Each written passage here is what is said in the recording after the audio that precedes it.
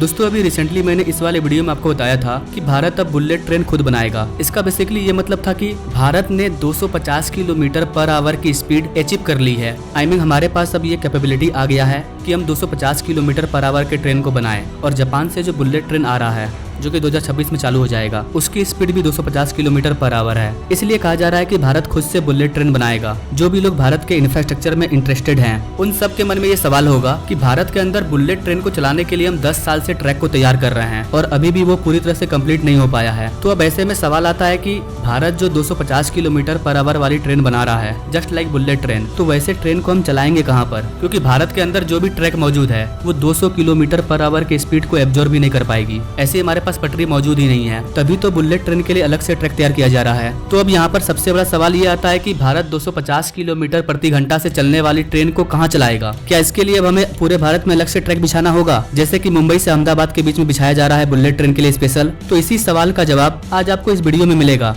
कि आखिर अपना प्यारा Bharat made in India bullet train यानी कि 250 किलोमीटर पर आवर से चलने वाली ट्रेन को कहाँ चलाएगा।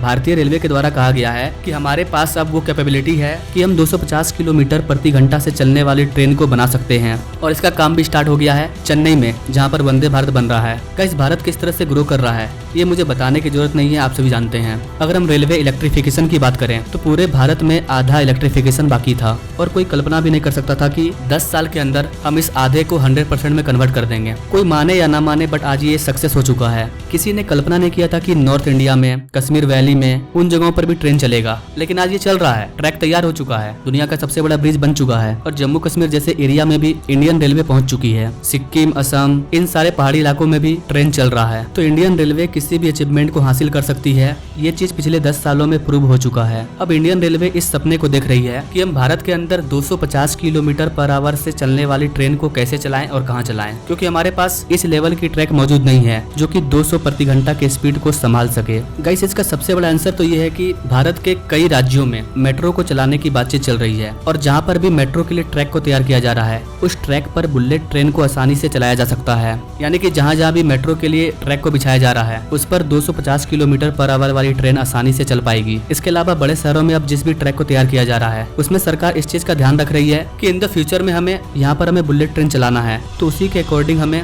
इस ट्रैक को तैयार करना है। इसके अलावा जो भारत के अंदर डेडिकेटेड फ्रेट कॉरिडोर बनाया जा रहा है, उसके लिए जो ट्रैक तैयार किया जा रहा है, उस पर भी बुलेट ट्रेन को आसानी से चलाया जा सकता है। क्योंकि जो डेडिकेटेड फ्रेट कॉरिडोर होता है, उस पे डबल डेकर ट्रेन चलती है, तो जाहिर सी बात है कि उसके लिए हम लोगों को काफी मजबूत ट्रैक को तैयार करना पड़ेगा। तो वैसे ट्रैक पर भी हम लोग 250 किलोमीटर प्रति घंटा वाले ट्रेन को आसानी से चला सकते हैं। इसके अलावा वंदे भारत को चलाने के लिए भी कई नए ट्रैक को तैयार किया गया है और पॉसिबिलिटी है कि उस ट्रैक पर भी 200 किलोमीटर पर आवर वाले ट्रेन आसानी से चल सकते हैं। इसके अलावा दिल्ली वगैरह में जो RRTS को बनाया जा रहा है, उस ट्रैक पर भी हम लोग बुलेट ट्रेन को आसानी से चला सकते हैं। भारत बिल्कुल जापान के जैसा बुलेट ट्रेन तो नहीं बनाएगा, लेकिन जो स्पीड होगी वो काफी हाई स्पीड होगी। 200 kilometre per hour, 230 kilometre per hour, 250 kilometre per hour. यहाँ पर अगला सबसे बड़ा फैक्टर ये है कि 250 किलोमीटर पर आवर वाले ट्रेन को हम लोग जरूरी नहीं है कि भारत में ही चलाएं, हम लोग इसको एक्सपोर्ट करेंगे दूसरे देशों को और उससे पैसा कमाएंगे। क्योंकि जब वंदे भारत बना था तो कई देशों ने मांग की थी कि हमें वंदे भारत चाहिए, लेकिन भारत ने कहा कि सबसे पहले हम वंदे भारत को पूरे भारत में अलग अलग राज्यों में चलाएंगे, उसके बाद ही दूसरे देशों को एक्सपोर्ट करेंगे।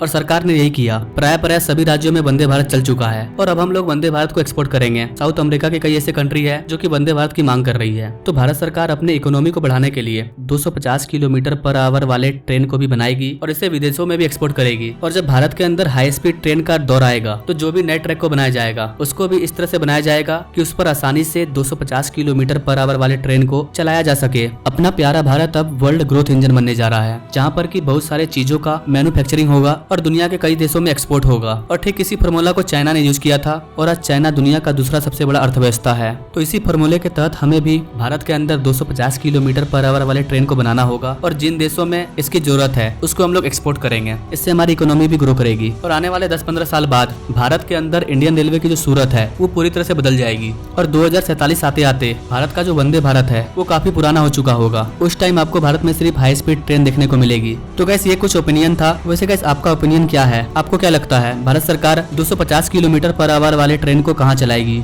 आप अपनी राय कमेंट जरूर करें और ऐसे लेटेस्ट अपडेट के बारे में जानने के लिए हमारे चैनल से जरूर जुड़े। No thanks for watching. मिलते हैं अगले वीडियो में एक नई जानकारी के साथ। तब तक के लिए जय हिंद।